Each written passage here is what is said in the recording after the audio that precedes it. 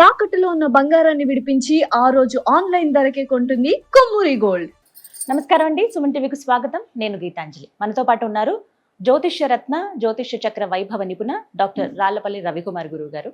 మే నెలలో ద్వాదశ రాశుల జాతక ఫలితాలు ఏ విధంగా ఉన్నాయో గురువుగారి మాటలో విని తెలుసుకుందాం. ప్రతి నెల వారు ఇచ్చేటువంటి ఫలితాలు విని చాలా మంది ముందు జాగ్రత్త పడుతున్నారు. ఖచ్చితంగా జాతకాల గురించి చెప్తే భయపెట్టడం అని అనుకుంటారు, కానీ ఇది ఒక హెచ్చరిక. జాగ్రత్త పడడానికి కొన్ని సూచనలు అనేవి చాలా బాగా ఉపయోగపడతాయండి. కొన్నేళ్లుగా వారు చెప్తున్న విధానం బట్టి ఎంతో మంది వాళ్ళ జీవితాల్లో మార్పులు చేసుకున్న వాళ్ళు కూడా ఉన్నారు. మరి ఈ మే నెలలో రాశి ఫలితాలు ఏ విధంగా ఉండబోతున్నాయో గురుగారి మాటలో విని తెలుసుకుందాం. గురుగారు నమస్కారం అండి. గురుగారు, రాశి ఫలితాలు ఎప్పుడు చెప్తూ ఉంటారు. సాధారణంగా మే అంటే ఇప్పుడే ఉంటాయండి, మనకి ఉగాది అప్పుడే కదా అని అనుకుంటాం. ఆ తర్వాత కొత్తగా ఏంటంటే మళ్ళీ 1వ తారీఖు జనవరి 1న కూడా చెప్పించుకుంటున్నారు, చాలా మంది వింటూ ఉన్నారు. కానీ ప్రతి నెల స్థితిగతులు మారుతూనే ఉంటాయి కాబట్టి మరి ఈ మే నెలలో రాశి ఫలితాలు ఎలా ఉండబోతున్నాయి, ముఖ్యంగా నవగ్రహాల ఫలితాలు అంటే ముఖ్యంగా వాళ్ళ స్థితిగతులు ఏ విధంగా ఉన్నాయో తెలియజేస్తారా? శరదిందు సమాకారే పరబ్రహ్మ స్వరూపిణి వాసరాపీఠ నిలయే సరస్వతి నమస్తే. సుమన్ టీవీ ప్రేక్షకులకు నమస్కారం. ముందుగా ద్వాదశ రాశుల్లో నవగ్రహాల స్థితి మే నెల ఎక్కడ ఉన్నాయో తెలుసుకుందాం. మనకి 14 మే దాకా మనకి సూర్యుడు వచ్చేసి మేషంలో ఉంటారు. సో అందుకే గుర్తుపెట్టుకోండి, మెయిన్గా పాయింట్ కూడా ఏంటంటే ఏప్రిల్ 15 టు మే 15 ఎప్పుడైనా సరే రవి ఉచ్చస్థానంలో ఉంటాడు. అందుకే సూర్యుడు భగభగ మండిపోతుంటాడు అన్నమాట. అదే అక్టోబర్ 15 టు నవంబర్ 15 ఆపోజిట్ తులారాశిలో ఉంటాడు, అది నీచస్థానం అనమాట. అందుకే చలి విపరీతంగా ఉంటుంది. సో ఈ 15 మే నుంచి ఏమో మళ్ళీ మనకి వృషభ రాశిలోకి సూర్యుడు ప్రవేశిస్తాడు, నెల్లాళ్ళు అక్కడ ఉంటాడు. నెక్స్ట్ వచ్చేసి కుజుడు వచ్చేసి మనకి 11 మే నుంచి మేషరాశిలో స్వస్థానంలో ఉంటాడు. నెక్స్ట్ వచ్చేసి రాహు మనకి కుంభరాశిలో ఉంటారు. అలాగే మనకి గురువు వచ్చేసి మిథున రాశిలో ఉంటారు. శని వచ్చేసి మనకి మీన రాశిలో ఉన్నారు.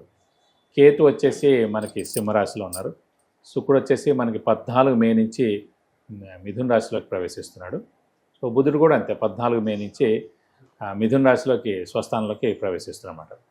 సో ఇవ్వండి నవగ్రహాలు ద్వాదశ రాశుల్లో మే నెలలో ఈ స్థితి, ఈ గ్రహాలన్నీ కూడా ఈ ప్లేసెస్లో ఉంటాయని చెప్పుకోవచ్చు. గురుగారు, వృషభ రాశి వారికి మే మాసంలో ఎలా ఉండబోతుందండి జాతక ఫలితం? తప్పకుండా అమ్మా. వృషభ రాశి అనగానే మనకి కృత్తిక 2, 3, 4 పాదాలు, రోహిణి 1, 2, 3, 4 పాదాలు, మృగశిర 1, 2 పాదాలు. ఈ నక్షత్రాల సమూహం అంతా మనకి వృషభ రాశిలోకి వస్తుంది. సో వృషభ రాశి అనగానే మనకి చంద్రుడు ఉచ్చలో ఉంటాడు. చంద్రుడు మాతృకారకురాలు, మెయిన్గా మనసు బుద్ధి కారకుడు కూడా. సో చంద్రుడు అనే గ్రహమే తల్లి కారకుడు ఎవరికైనా సరే. అలాంటి చంద్రుడే ఉచ్చస్థానంలో ఉన్నారు కాబట్టి తల్లి యొక్క బ్లెస్సింగ్స్ పరిపూర్ణంగా 100% లైఫ్ లాంగ్ ఈ వృషభ రాశికి ఉంటుంది. అలాగే తల్లి అంటే ప్రాణం, తల్లి మాట జవదాటకపోవడం, ఇవన్నీ కూడా ఉంటుంది. సో రోహిణి నక్షత్రం అనగానే మనకి కృష్ణుడిది కూడా రోహిణి నక్షత్రం. సో దాని ఇంపాక్ట్ కూడా చాలా ఉంటుంది. అలాగే దీని అధిపతి ఏమో శుక్రుడు అయ్యాడు మెయిన్గా. సో జాతకరీత్యా ప్రస్తుతం అయితే శుక్రుడు కూడా స్వస్థానంలో ఉన్నాడు మనకి 14వ తారీఖు దాకా వృషభ రాశిలో. సో హార్డ్ వర్క్, స్మార్ట్ వర్క్కి ఎంత ప్రాబ్లం లేదు. అలాగే ప్రస్తుతం ఏంటంటే ఈ వృషభ రాశి వారికి గురువు, శని, రాహు, కేతు నలుగురు కూడా 100కి 100 పొజిషన్లో ఉన్నారు. ప్రేమకాలం ధనం వ్యర్థం కాకుండా ఉంటుంది. అవసరానికి డబ్బులు సమకూరుతాయి, రావాల్సిన బాకీలు వసూలు అవుతాయి, ష్యూరిటీస్ పెట్టవచ్చును, స్పెక్యులేషన్స్ కలిసి వస్తాయి, మధ్యవర్తిత్వం వహించవచ్చును. అలాగే ఇంట్లో పెద్దవాళ్ళు, చిన్నపిల్లల ఆరోగ్యం బాగుంటుంది. గృహిణులకి మానసిక ఒత్తిడి తగ్గుతుంది. వ్యాపారస్తులు కొత్త వ్యాపారం స్టార్ట్ చేయడం కానీ, ఎక్స్పాన్షన్ జోన్కి వెళ్ళడం కానీ ఇవన్నీ కూడా చేయొచ్చు. అలాగే స్నేహితులను కలుస్తారు. అలాగే మనకి ఇంట్లో శుభకార్యాలు ఇవన్నీ కూడా జరుగుతాయి. అలాగే గురువులు దర్శిస్తారు, తీర్థయాత్రలు చేస్తారు, దైవ దర్శనం చేసుకుంటారు, గురువు యొక్క బ్లెస్సింగ్స్ పొందుతారు. ఇది కాకుండా బంగారం లేదంటే వెహికల్ కొనడం ఇవన్నీ కూడా కొనేందుకు అవకాశాలు ఎక్కువగా ఉన్నాయండి. మెయిన్గా ఈ కుటుంబ స్థానం అంటే ద్వితీయ స్థానంలో గురువు ఉండడం మనకి ఇదివరకు కూడా చెప్పుకున్నాం. 2, 5, 7, 9, 11 స్థానాల్లో గురువు ప్రవేశించినప్పుడు దాన్ని గురుబలం అంటారు.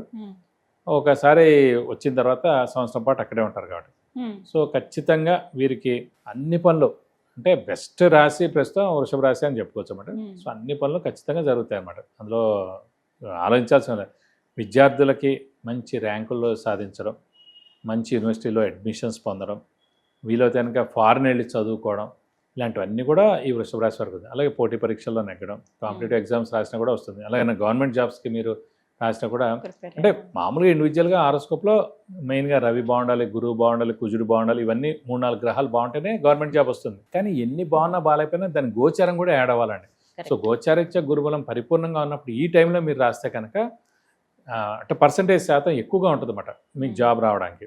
సో ఇప్పుడు సరైన సమయం మీరు రాస్తే కనుక ఖచ్చితంగా వచ్చేందుకు అవకాశాలు ఎక్కువగానే చెప్పచ్చు. అలాగే ద్వితీయ స్థానం అనేది గృహస్థానం, ద్వితీయ స్థానం అనేది ఏంటంటే మెయిన్గా కుటుంబ స్థానం, నేత్రస్థానం, ధనస్థానం, వాక్స్థానం. సో వాక్స్థానం అనేది దాంట్లో గురువు ఉన్నాడు. ఫర్ ఎగ్జాంపుల్ మీరు యాంకరింగ్ చేస్తున్నారు, వాక్స్థానమే కదండి. సో అలా ఈ వృషభ రాశి వారు ఎవరైతే యాంకరింగ్ చేస్తున్న వాళ్ళు ఉన్నారో, పాటలు పాడేవాళ్ళు ఉన్నారో, డబ్బింగ్ చెప్పేవాళ్ళు ఉన్నారో, వీళ్ళందరూ కూడా అత్యద్భుతంగా ఉంటుందని చెప్పుకోవచ్చు. మరి వీరికి వివాహ యోగం ఉందా అండి? అంటే మెయిన్గా గురుబలం బాగుండాలి, గురువు చాలా బాగుంటేనే వివాహానికి అవకాశాలు ఎక్కువగా ఉంటాయి. కాబట్టి అలాంటి గురువే ద్వితీయ స్థానంలో కుటుంబ స్థానంలో ఉన్నాడు. అంటే కుటుంబం లేని వాళ్ళు ఎవరైతే ఉన్నారో కుటుంబం కొత్తగా ఏర్పడబోతుంది అనమాట. సో కుటుంబం ఏర్పడడం అంటేనే వివాహం అన్నమాట.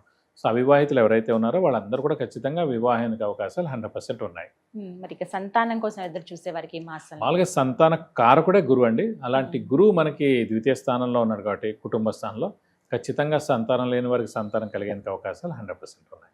మరి వీరు ఎటువంటి పరిహారాలు చేసుకోవాలండి మెరుగైన ఫలితాల కొరకు? వీరు ప్రస్తుతం ఏంటంటే చతుర్థ స్థానంలో కేతు కొంచెం మిశ్రమ ఫలితాలు ఇస్తాడు కాబట్టి కేతు అనగానే మనం వినాయకుడిని ఎక్కువగా ఆరాధించాలండి. సో వినాయకుడు వచ్చేసి మనకి ప్రతి బుధవారం వినాయకుడు టెంపుల్కి వెళ్ళి 40 ప్రదక్షిణాలు చేసి వీలైతే వినాయకుడి అభిషేకం కానీ అర్చన కానీ చేయించుకుంటే చాలా మంచిది. అలాగే డిసెంబర్ దాకా 4th హౌస్లో ఉంటాడు కాబట్టి ప్రతిరోజు వినాయకుడు అష్టోత్తరం చదువుకుంటే మీకు అన్ని విధాలా మంచి చేకూరుతుంది. చాలా చక్కగా తెలియజేశారు. ధన్యవాదాలు గురుగారు. నమస్కారం.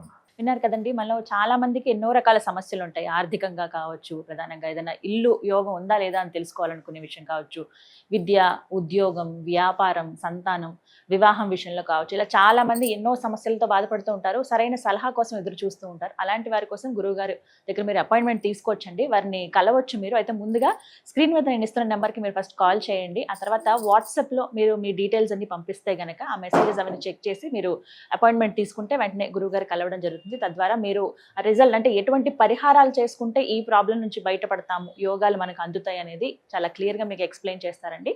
మరిన్ని వివరాల కోసం స్క్రీన్ మీద కనపడుతున్న నెంబర్కు కాల్ చేయండి. నమస్కారం.